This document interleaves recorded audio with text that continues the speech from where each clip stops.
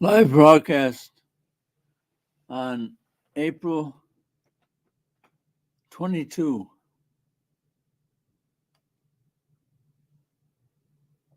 2022. Kind of goes together, doesn't it? April 22, 2022. My name is Jim Ellsman. I'm a lawyer. I'm dressed up today as a judge because when we preach on campus, sometimes I play that role. I'm in my law office. It's also my lunchroom, as you can see. And one of my buddies, I'm in Michigan, Birmingham, Michigan. Maybe you've never heard of it. It's kind of a nice town.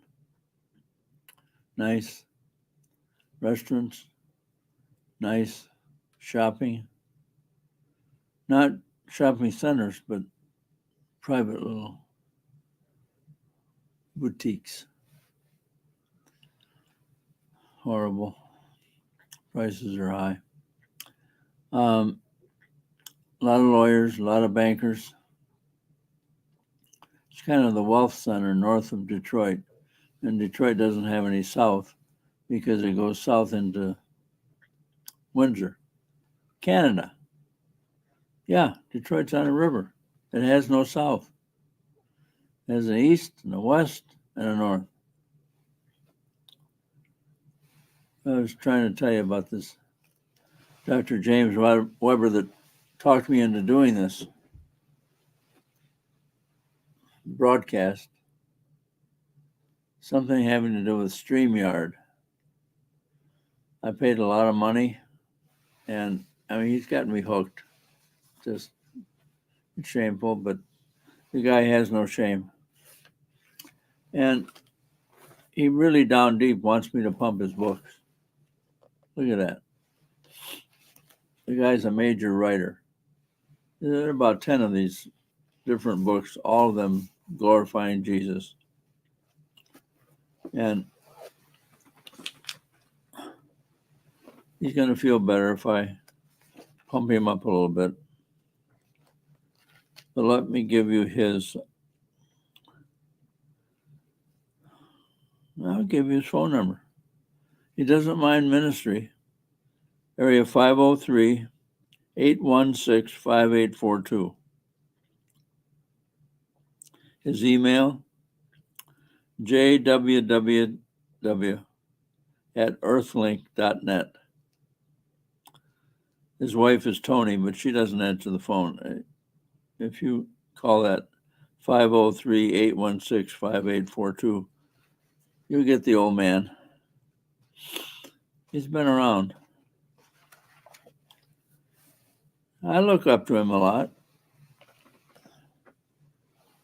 but I don't know if he's ever been to college. He may have tried it, but he began life as well, he won't like me saying this, but as a bar brawler. Jesus grabbed him and taught him how to read. I call him an illiterate. Originally an illiterate, and here the guy ends up writing 10 times more books than I have written because I have not written any books. I am published, just in my profession, American Bar Journal. September 1964.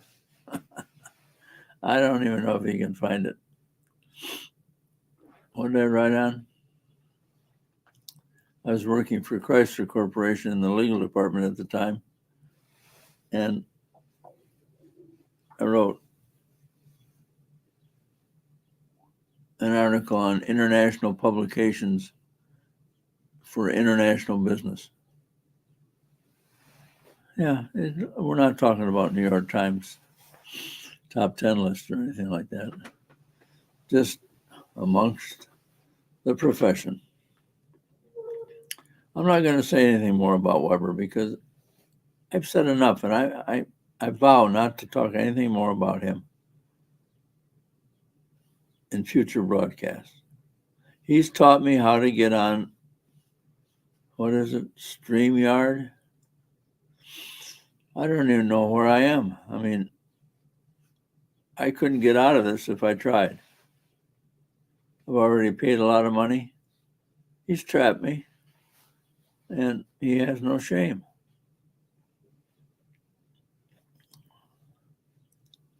I'm going to teach you as best I can. I got a little thing that I did over the years, because people are always telling me how they found Jesus. Well, their language is very interesting, but I think Jesus found them. I've never met a person that's hunting for Jesus. I've met many that have been found by Jesus. My acronym is VIPS, VIPPS. And my theory is that salvation is encompassed within that acronym. VIPS, VIPPS. Our salvation is proxy. You ever hear of a proxy in a shareholder fight? Imputed.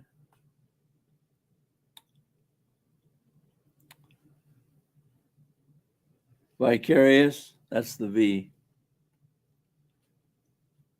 Vicarious propitiation by substitutionary means. In other words, Jesus was the substitute. We didn't do anything. We didn't do anything. So if you want to write it down, VIPS, VIPPS, and then you can read the New Testament and you'll find those 5 words.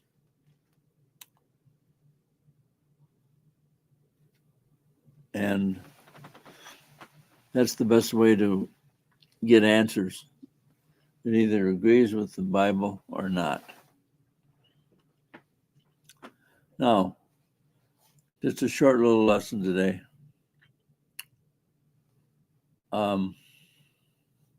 This is deep. Most of your ministers and your priests will object to it. It is my contention. I can get a little more light on the subject. It is my contention that Jesus, in Matthew, Mark, Luke, John, the first 4 books of the New Testament, 4 books, is never quoted in the rest of the New Testament. Everybody will say, that is nonsense. What do you think all of Paul's letters were about? Blah, blah, blah. Prove me wrong.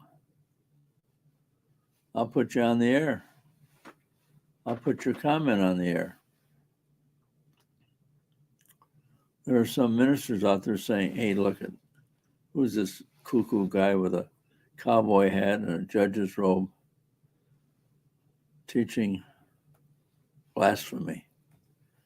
Jesus is never quoted in the rest of the New Testament after the first what we call first 4 Gospels, Matthew, Mark, Luke, and John.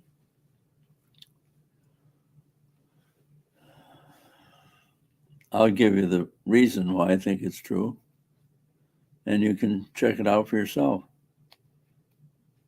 Ask your clergy.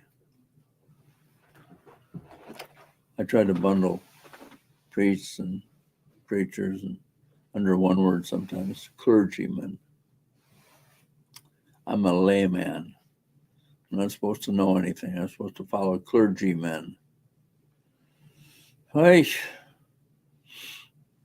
no, that's not the way it was in St. Paul's day. You didn't have a church steeple. And indeed, they went to Jewish synagogues when they preached. Isn't that a hoot? Or homes. They preached in homes. Studied the Bible. But keep in mind, for that first century, they didn't even have a New Testament. They had the Old Testament and the prophecies.